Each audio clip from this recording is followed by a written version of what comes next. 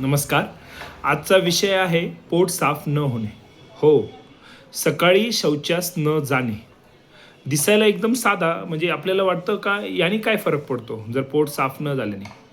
अगदी मूलबाळ न राहणे म्हणजे प्रेग्नन्सी न राहणे, तिथपासून तर कॅन्सर होण्यापर्यंत आणि मूळव्याधपासून तर अगदी आपला वर्ण म्हणजे आपला रंग पालटणे म्हणजे काळवंडणे इथपर्यंत व्याधी सकाळी पोट साफ न झाल्यामुळे होऊ शकतात. अगदी कोणताही ज आणि कधी कधी पोट साफ न होणे अगदी क्षुल्लक, म्हणजे खरं तर इन्स्टावरच्या ह्या 1 मिनिटाच्या व्हिडिओमध्ये मी याबद्दल काय काय सांगू असं आहे.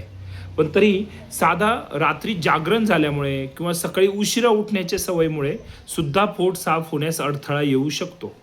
केवळ मी फायबरयुक्त खातोय किंवा केवळ मी खूप चांगला व्यवस्थित आहार घेतोय हे योग्य नाही. तुम्हाला त्यावेळेस आपण भूक लागल्या वेळेस लागते त्यावेळेस आहार घेतोय का? आपल्याला झोप येते प्रत्यक्ष खरोखर झोपण्याचं जी वेळ आहे ती आपण पाळतोय का? सकाळी ब्राह्ममुहूर्तावर किंवा सकाळी लवकर उठतोय का? इथपर्यंत पोट साफ होणे डिपेंड आहे.